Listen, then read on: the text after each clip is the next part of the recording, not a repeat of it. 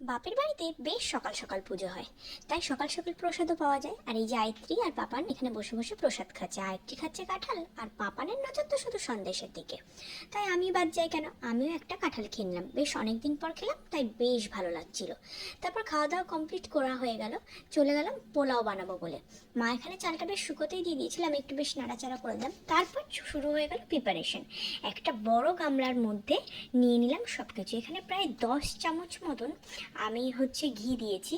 তার আগে প্রায় 10 চামচ আমি এখানে কিন্তু চিনি অ্যাড করেছিলাম, সেটা হয়তো ভিডিও ক্লিপে দেখানো হয়নি। যাই হোক, তারপরে অ্যাড করার পর চলে গেলাম এখানে নুন, হলুদ, আদা বাটা সব কিছু দিয়ে ভালো করে এই জিনিসটাকে আমি ম্যারিনেট করে রাখবো।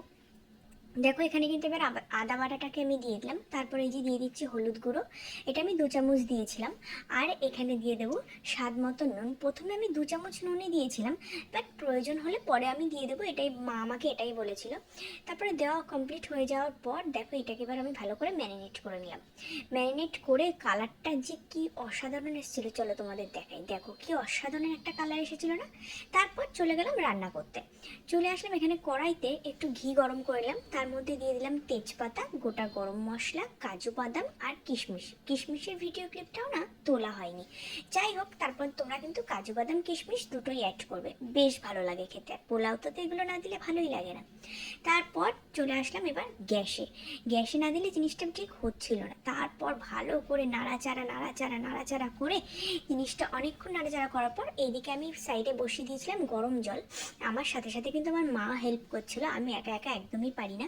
তারপর গরম জল দিয়ে এটা পোলাওটাকে ঢেকে রাখলাম কিছুক্ষণের জন্য। তারপর চলে আসলাম হচ্ছে চিকেন করতে। আজকে বাবা এনেছিল কয়লার মাংস, আমার ভীষণ ফেভারিট। তোমাদের কার কার ভালো লাগে কয়লার মাংস আমাকে প্লিজ কমেন্ট করে জানিও। তারপরে চলে আসলাম কয়লার মাংসটা করতে। আর এটা কিন্তু খেতে দুর্দান্ত লাগে। এটা মশলাটাকে ভালো করে কষিয়ে নিলাম, কষিয়ে মাংসটা যেমন দেওয়া দিয়ে দিলাম। এই যে হয়ে গেছে আমাদের কষা মাংস। আর তারপর আমি স্নান করে ফ্রেশ হয়ে নিয়েছিলাম আর চলে আসলাম রান্নাঘরে ঢু মারতে, যে কেমন হয়েছে রান্না। আর মা দেখলাম এখানে সব গুছিয়ে রেডি করে রেখেছে। দেখো আমি যেহেতু ফার্স্ট টাইম পোলাও বানিয়েছি, দেখতে অতটা ভালো না হলেও খেতে কিন্তু মন্দ হয়নি। তারপর সপরিবারে বসে সবাই একসাথে জমিয়ে খাওয়া দাওয়া করলাম। তোমাদের কেমন লাগলো আমাকে কমেন্ট করো।